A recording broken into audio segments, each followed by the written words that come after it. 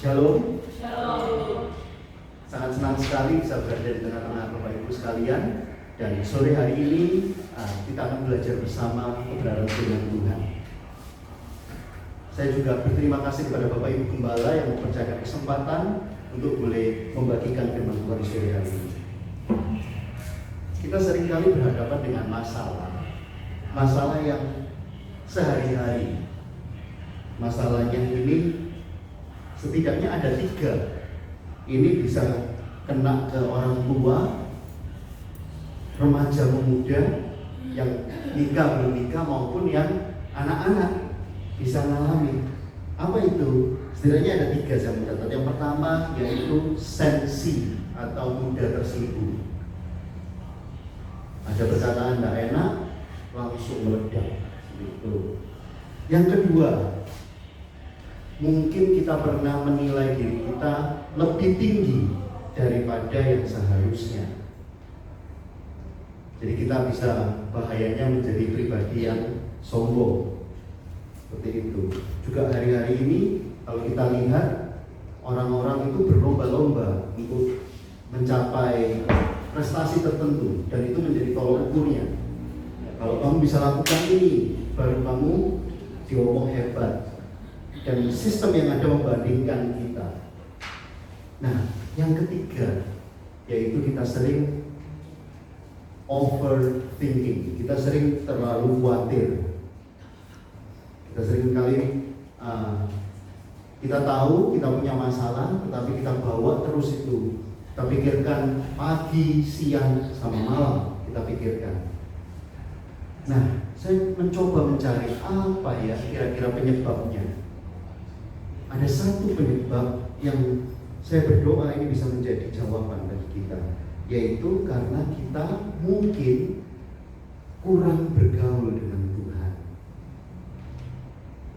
Nah, kurang bergaul ini menjadi satu pemikiran dan saya akan membawanya menjadi judul pada sore hari ini, yaitu bergaul karib dengan Tuhan. Mungkin ada yang kita tanya, kenapa sih kita perlu bergaul karib sama Tuhan? Yang pertama, Tuhan memanggil kita kepada persekutuan dengannya. Hal ini bisa kita ketahui di PL dan BB. Sebagai contoh, kalau di PL kita tidak mungkin menemukan secara langsung kata persekutuan, khususnya jika membahas tentang penciptaan. Ada peristiwa-peristiwa yang saling terhubung dan dari sana kita akan tarik benang merahnya. Yang pertama yaitu peristiwa penciptaan manusia. Kita bisa baca di Kejadian pasal 1 ayatnya yang ke-26. Saya akan bacakan. Berfirmanlah Allah, baiklah kita menjadikan manusia menurut gambar dan rupa kita, supaya mereka berkuasa atas ikan-ikan di laut dan burung-burung di udara, dan atas ternak, dan atas seluruh bumi, dan atas segala binatang melata yang merayap di bumi.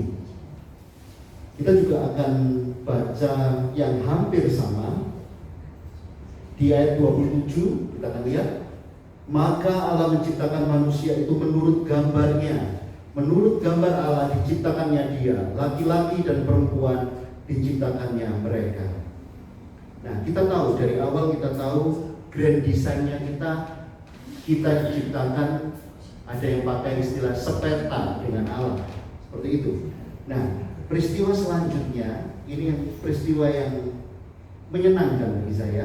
Kita bisa cari tahu di Kejadian pasal 2 ayatnya yang ke-19 mulai. Lalu Tuhan Allah membentuk dari tanah segala binatang hutan dan segala burung di udara. Di sini jelas kali ini Tuhan tidak berfirman tetapi membentuk.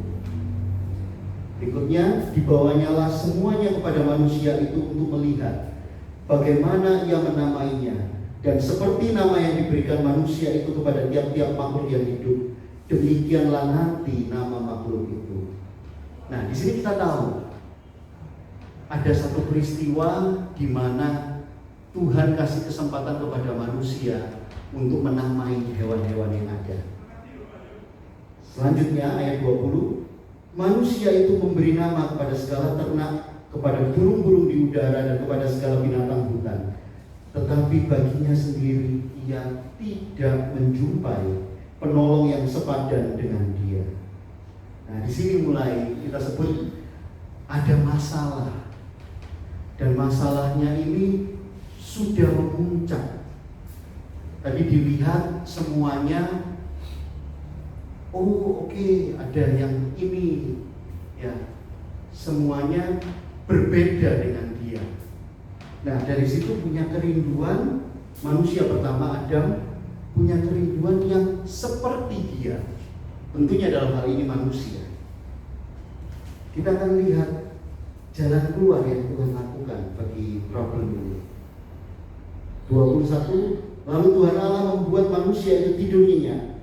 Ketika ia tidur, Tuhan Allah mengambil salah satu rusuk daripadanya, lalu menutup tempat itu dengan daging. 22, dan dari rusuk yang diambil Tuhan Allah dari manusia itu, dibangunnyalah seorang perempuan. Oke, perempuan ada melalui proses seperti ini. Tetapi ini yang perlu digarisbawahi. Lalu dibawanya kepada manusia itu. Nah, setelah diciptakan, dibawa Hawa kepada Adam. Bukan dibiarkan sendiri, tapi dipertemukan dengan Adam. Nah, kita lihat di sini bahwa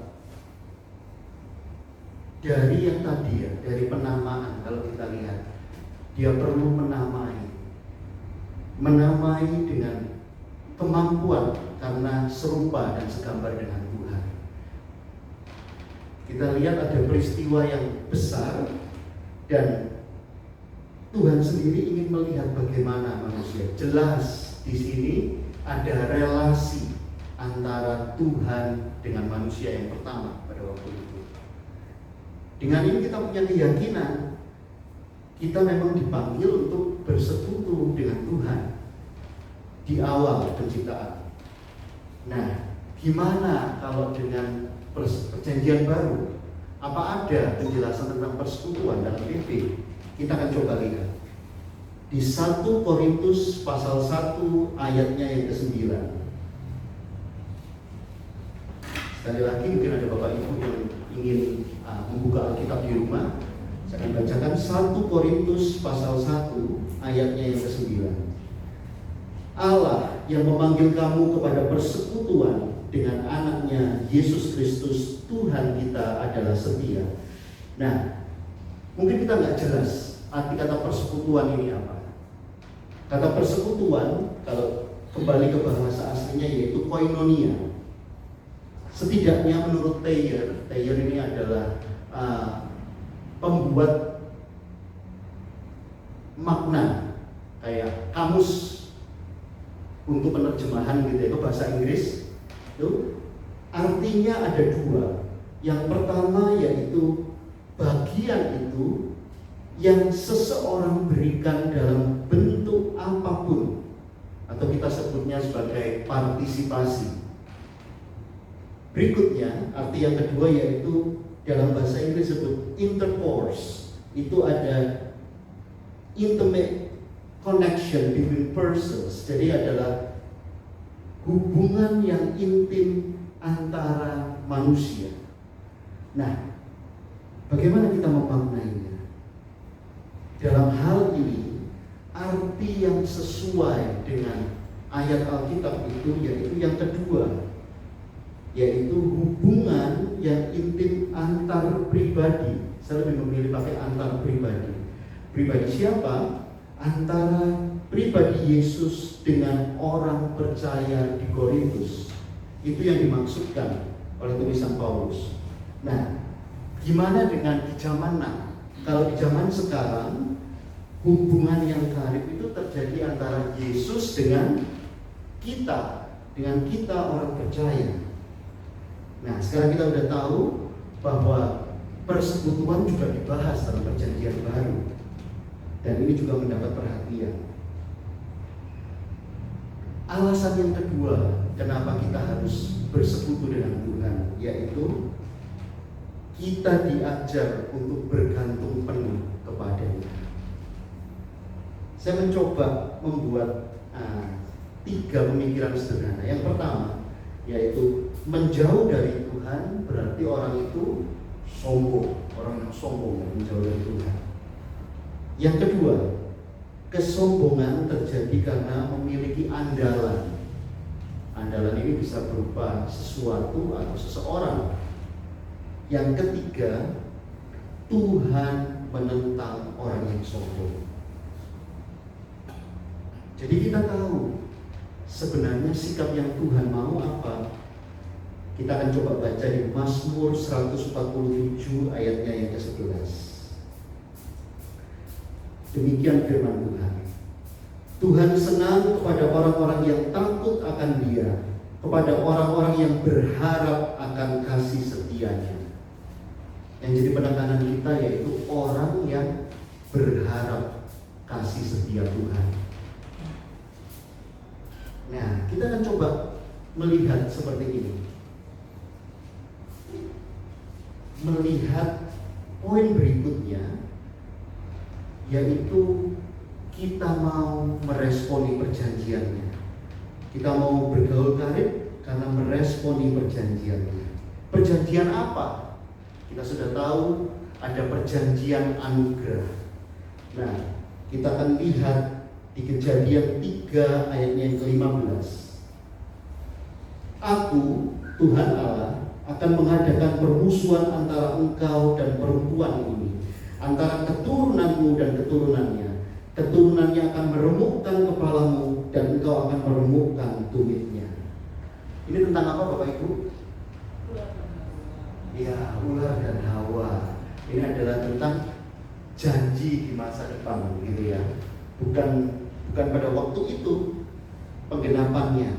Nah, kita belajar sedikit ya. Ini disebut proto evangelium, itu artinya berita pertama tentang rencana penyelamatan Tuhan atau penebusan Tuhan. Nah, berita ini terus digaungkan di zaman yang berbeda. Kita tahu di zaman Abraham juga diselamatkan oleh Tuhan dari bahaya kelaparan. Nah, terus sampai memuncak, ibarat gunung es gitu ya, memuncak dan memenuhi penggenapannya di zaman Yesus, di mana Yesus mati bagi kita di atas kayu salib. Nah, yang bisa kita lakukan yaitu kita meresponi perjanjiannya. Apakah ada contoh perjanjian Tuhan? Nah, kita akan coba lihat ya. Kita akan cari tahu sifat dari perjanjian Tuhan. Ada yang berpendapat perjanjian Tuhan ini diberikan tanpa ada syarat. Jadi ya sudah, karena Dia Tuhan yang Maha Kasih, Dia kasih perjanjian. Dia tahu manusia nggak mampu, ya sudah tanpa syarat. Nah, ada yang berpendapat dalam natur perjanjian ini itu sudah ada syaratnya, meskipun tidak ditulis oleh penulis kitab, bahwa maksudnya tidak tertulis ya secara langsung, tetapi kita tahu ada juga syaratnya di dalamnya. Nah, kita akan coba baca. Ada satu perjanjian yang sangat terkenal, yaitu perjanjian antara Allah dengan Israel melalui perantaraan Musa. Kita akan baca di Ulangan pasal 30 ayat 1 sampai 3, lanjut 5a. Ulangan 30 1 ayat 3, lanjut 5a. Maka apabila segala hal ini berlaku atasmu, yakni berkat dan kutuk, di awal sudah disebutkan berkat dan kutuk, yang telah kuperhadapkan kepadamu itu, dan engkau menjadi sadar dalam hatimu di tengah-tengah segala bangsa, kemana Tuhan Allahmu menghalau engkau. Ini sudah jelas, kita tahu bahwa ini adalah nubuatan tentang pembuangan dengan jelas. 2, dan apabila engkau berbalik kepada Tuhan Allahmu dan mendengarkan suaranya sesuai dengan segala yang kuperintahkan kepadamu pada hari ini, baik engkau maupun anak-anakmu dengan segenap hatimu dan dengan segenap jiwamu, maka Tuhan Allahmu akan memulihkan keadaanmu dan akan menyayangi engkau. Ia akan mengumpulkan engkau kembali dari segala bangsa kemana Tuhan Allahmu telah menyerahkan engkau. 5. Tuhan Allahmu akan membawa engkau masuk ke negeri yang sudah dimiliki nenek moyangmu, dan engkau pun akan memilikinya pula. Nah, di ayat kedua jelas ada kata prasyarat, yaitu apabila. Jadi janji ini akan berlaku jika persyaratannya dipenuhi. Nah, yang ada yang ketiga ini kita lihat dengan jelas bahwa mereka akan terserak dan suatu hari dalam waktu Tuhan mereka akan masuk kembali ke Yerusalem, ke tanah perjanjian yang sudah diberikan ke nenek moyang mereka, dan itu akan jadi bagian mereka. Nah, dari sini kita menarik sifat perjanjian Tuhan. Sifat ini kalau kita dari pembacaan kita ini inline atau berkesesuaian dengan kata Ibrani untuk perjanjian, yaitu berit, yang memiliki arti persetujuan yang melibatkan dua pihak yang memenuhi, menaati persyaratan, tata cara, dan konsekuensi yang ditetapkan. Dengan demikian kita tahu bahwa perjanjian Tuhan tidak berlaku secara langsung, tetapi ada respon dari penerima janji. Dan janji itu juga diberikan kepada kita orang percaya. Kita orang percaya berhak menerima janji karena percaya kepada Tuhan Yesus. Nah, gimana? Apa yang harus kita lakukan supaya kita bisa bergaul karib dengan Tuhan? Ada satu konsep yang saya coba sampaikan sore hari ini, yaitu spiritual self-reformating through spiritual discipline. Jadi mereformat kerohanian diri melalui disiplin rohani. Kalau dengan kata disiplin rohani kelihatannya jahat ya. Disiplin, contoh, dia adalah guru yang disiplin. Berarti apa yang ada di pikiran kita? Berarti gurunya tidak bisa terima kalau muridnya nakal gitu. Kalau muridnya tidak berkelakuan sesuai dengan peraturan. Nah, tapi apakah seperti itu yang dimaksudkan? Dua konsep besar yang saling bertentangan ketika kita membahas konsep ini, yaitu rutinitas dan disiplin.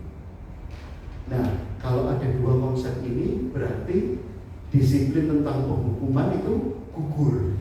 Kita sedang tidak membicarakan tentang disiplin yang menghukum seperti itu ya. Tapi ini lebih ke arah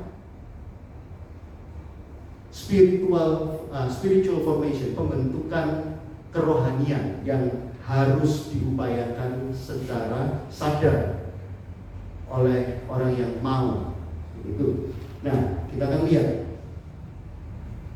contoh orang yang melakukan rutinitas di dalam Alkitab. Ada nggak orang yang melakukan rutinitas keagamaannya di Alkitab? Daniel, oke. Nah, ada lagi mungkin? Ada contoh yang melakukan rutinitas keagamaannya? Kalau mungkin di PL itu Harun harus tuh ya, sebagai imam besar, dan anaknya harus melakukan itu.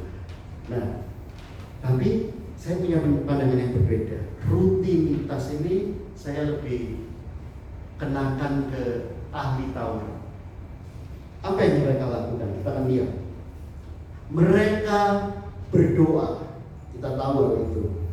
Ya, kita akan lihat di Lukas pasalnya 18 ayat 11 sampai 12. Lukas 18 ayat 11 sampai 12. Orang Farisi itu berdiri dan berdoa dalam hatinya begini: Ya Allah, aku mengucap syukur kepadamu karena aku tidak sama seperti semua orang lain, bukan perampok, bukan orang lain, bukan pezina. Dia sampaikan hal itu. Nah, selanjutnya kita tahu bahwa dia, kalau kita mau baca mungkin ayat 12 ya.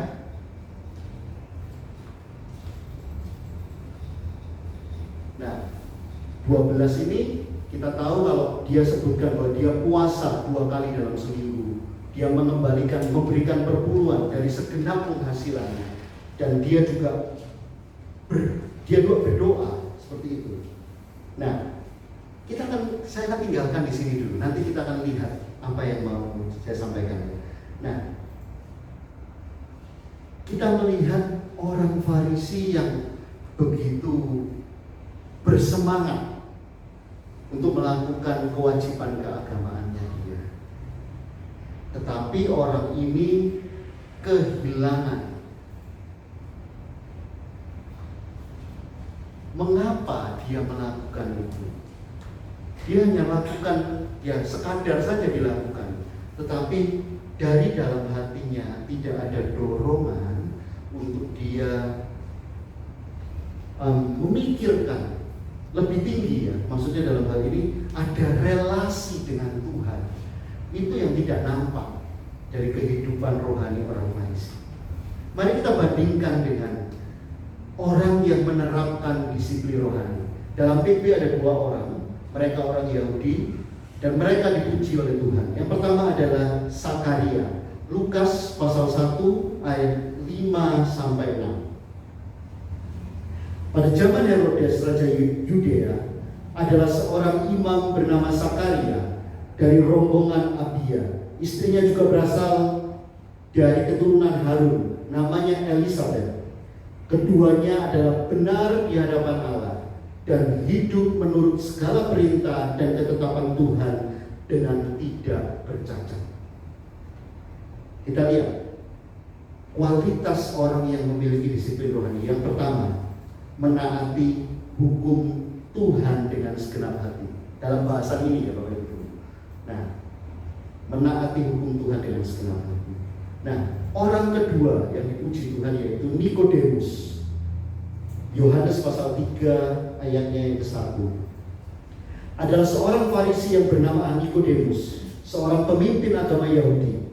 Ia datang pada waktu malam kepada Yesus dan berkata, "Rabi, kami tahu bahwa engkau datang sebagai guru yang diutus Allah, dan tidak ada seorang pun yang dapat melakukan." Mungkin bisa saya dibantu, Yohanes 3 ayat 2, mungkin ada.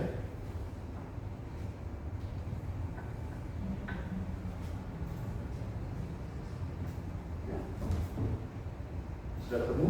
Ya. Baik. 3 ayat 2. Sebab tidak ada seorang pun yang dapat mengadakan tanda-tanda yang kau adakan itu jika Allah tidak menyertainya. Nah, ini kita lihat ada satu niat baik dari Nikodemus yang kita lihat di ayat yang kedua, sangat jelas itu niat baiknya dia. Nah, dia apa? Dia menanti-nantikan kedatangan Sang Mesias. Dia ngomong, engkau datang. Itu kata kerja utamanya datang. Berarti sebagai seorang Yahudi, dia menanti-nantikan kedatangan Mesias. Bagaimana dengan para ahli Taurat? Mereka tidak melakukan hal itu. Karena kita jelas tahu yang mereka lakukan itu, Tuhan Yesus bilang apa?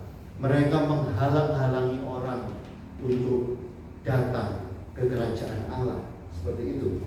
Nah, jelas ini nampak perbedaan antara Israel sejati dengan yang kita tahu ya, yang hanya asal-asalan seperti itu, meskipun dia pemimpin rohani. Nah, kita sudah mengetahui ini. Nah, jadi kita diminta untuk menerapkan disiplin rohani dalam hidup ini. Sekarang mungkin kita tanya, prakteknya seperti apa? Apa yang harus kami lakukan? Perlu diingat dulu sebelum saya jelaskan bahwa disiplin rohani ini harus dilakukan secara terstruktur. Maksudnya terstruktur itu harus dilakukan dengan niatan.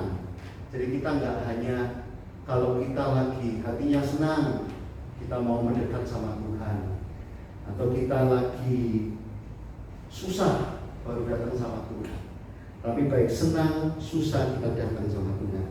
Nah,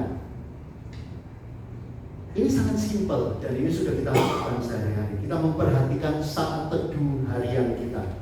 Nah, apa yang kita lakukan biasanya? Biasanya kita berdoa, kita baca firman, kita ada menyembah Tuhan, ada mungkin ini berbeda dari itu sedikit, kita menyepi sebagaimana Tuhan Yesus menyepi, gitu ya. Tuhan Yesus menyepi untuk berdoa. Pada waktu itu banyak sekali orang ingin dengarkan Tuhan Yesus, tapi Tuhan memilih jalan ini dan ada tujuannya, menyepi untuk berdoa. Nah, kita juga bicara tentang memberi sesuatu, memberikan sesuatu ke orang lain. Nah, juga kita berpuasa seperti itu. Memberi sesuatu di sini bukan berarti memberi barang, tapi kita ngomong dalam hal diri ya. Berarti kita juga bisa memberikan share apa yang kita dapat dari saat teduh kita. Itu yang dimaksudkan di awal. Nah, ini tentunya punya tujuan. Tujuannya apa? Adalah pembaruan setiap hari, transformasi hidup di dalam Kristus, sehingga kita ini menjadi semakin serupa dengan Dia. Dan perlu dicatat, kita perlu bertumbuh dalam kasih karunia dan pengenalan akan Tuhan. Mungkin kita bertanya, gimana ya caranya bersaat teduh bisa bikin kita berubah hidupnya, kan gitu ya. Saat teduh bisa mengubahkan hidup.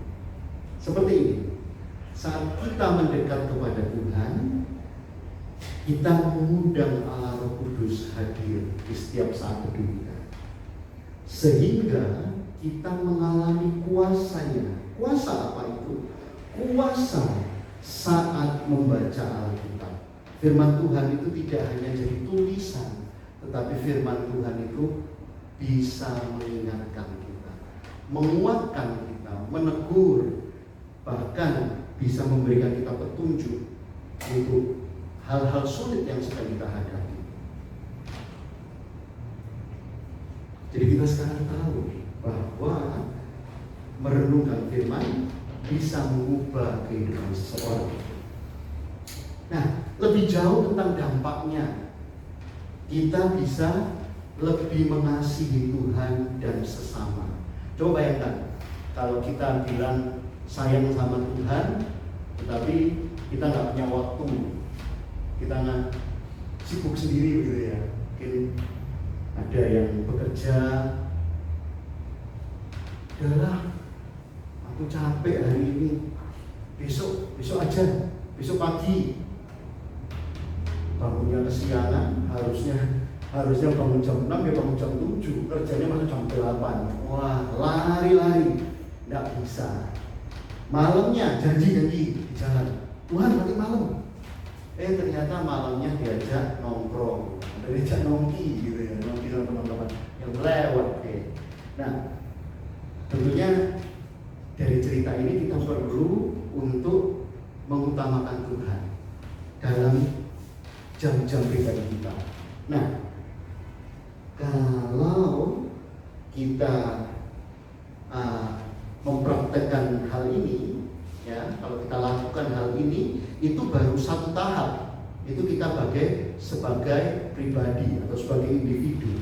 Ada tahapan lain yang harus kita lalui, yaitu yang kedua, mempraktekkan firman Tuhan sebagai individu maupun dalam kelompok, dalam komunitas, seperti itu. Nah, individu gimana? Gampang kalau individu ya. Kita berintegritas dengan cara melakukan firman Tuhan di pekerjaan, di sekolah, Waktu kita dagang, kalau ada yang usaha yang sedang mendengarkan, kita melakukan firman Tuhan dalam hal-hal kehidupan sehari-hari. Nah, kalau dalam komunitas, dalam gereja, hidup bergereja, seperti apa itu? Ayo gimana ayo mempraktekkan firman Tuhan dalam hidup bergereja. Berarti kalau hidup bergereja, kita bisa mungkin diibaratkan seperti ini. Kita mau bergandeng tangan, ya. Kita bergandeng tangan dalam hal apa? Kita saling membangun. Berarti kalau ada yang lagi down, kita harus semangati. Kita saling mendoakan, menegur jika ada salah. Ini nampaknya yang agak sulit ya dipraktekkan hari ini, karena orang yang ditegur sudah urik bahasa Jawanya, sudah kecewa. Nah, kita perlu juga mengenal orang itu untuk bisa masuk. Cara apa yang tepat untuk menegur orang itu? Nah, di dalamnya juga ada tolong menolong, menanggung beban, dan bisa ditambahkan oleh Bapak Ibu sendiri dan lain-lain. Tentunya saya berharap ditambahkan dengan yang sudah dipraktekkan.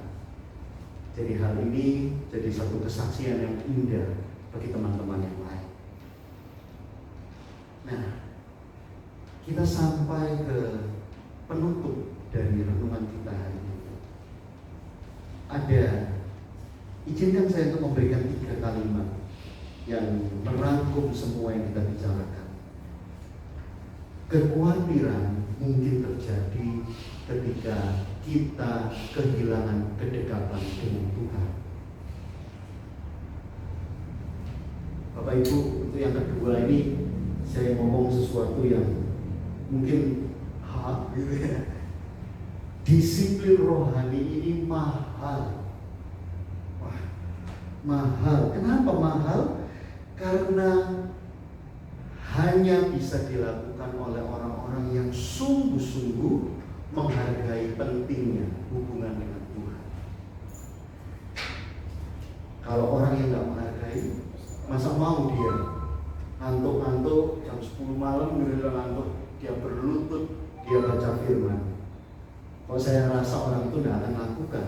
Lebih enak tidur daripada melakukan kegiatan rohani seperti itu, atau nonton TV. Nah, ketika kita ditantang ini untuk melakukan disiplin ini, kasih label mahal, bagaimana respon kita? Kita mundur atau kita justru maju?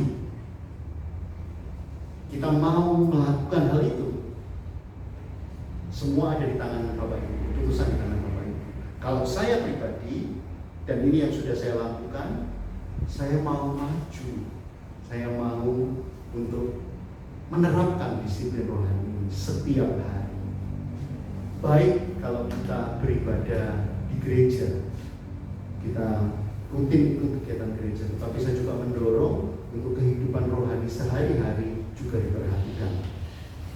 Nah, bagian yang terakhir, disiplin itu mahal karena butuh effort atau bayar harga, paying the cost, untuk sengaja, kali ini ada pakai kata sengaja, menerapkan hal ini secara pribadi sebagai individu dan di dalam kelompok kita, di dalam persekutuan. Kabar gembiranya, tadi sudah diomong mahal. Kabar gembiranya ini bukan murah, mahal-murah. Jadi lawan kata, tidak. Kabar gembiranya yaitu tadi di pertengahan dijelaskan bahwa Roh Kudus memampukan kita ketika kita mengundang Dia hadir di dalam saat teduh kita dan di dalam komunitas kita, kita akan dimampukan untuk saling berbagi, untuk saling mengasihi dengan anggota komunitas kita. Itu yang terlebih dulu, komunitas orang percaya dulu, baru nanti kita bisa berbagi dengan orang-orang yang belum percaya. Dan doa saya supaya kita dimampukan untuk melakukan hal ini.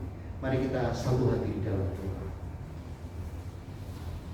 Kami mengucap syukur Tuhan untuk kesempatan malam hari ini. Kami boleh dengar firman-Mu, untuk kami boleh mendekat kepada Tuhan. Tuhan, tolong kami, untuk kami rindu mendekat kepadamu hari demi hari. Tidak peduli dalam kondisi baik atau buruk, tetapi kami mau datang kepadamu dengan cara-cara yang ada, cara-cara yang sudah dirumuskan oleh para pendahulu kami. Mungkin melalui berdoa, memuji, baca Alkitab dan lain sebagainya. Itu kami mau lakukan. Tapi Tuhan, kami sadar tanpa Roh Kudus itu hanya menjadi satu rutinitas, tidak ada yang menghidupkan. Oleh karena itu kami perlu Roh Kudus. Kami mengundang Engkau untuk Engkau hadir dalam kehidupan rohani kami, usaha kami untuk mendisiplinkan diri secara rohani, baik secara pribadi maupun dalam kelompok. Kiranya Tuhan menolong kami, Tuhan memampukan kami untuk kami boleh berhasil dalam hal ini, dan kami mencapai, mempertahankan, dan kami menginspirasi orang lain untuk boleh mengalami persekutuan dengan Engkau. Terima kasih ya Tuhan. Ini doa kami, materaikanlah firman-Mu di dalam hati kami, buat kami teringat-ingat untuk melakukannya hari lepas hari. Demi nama Tuhan Yesus Kristus kami berdoa dan mengucap syukur. Amin.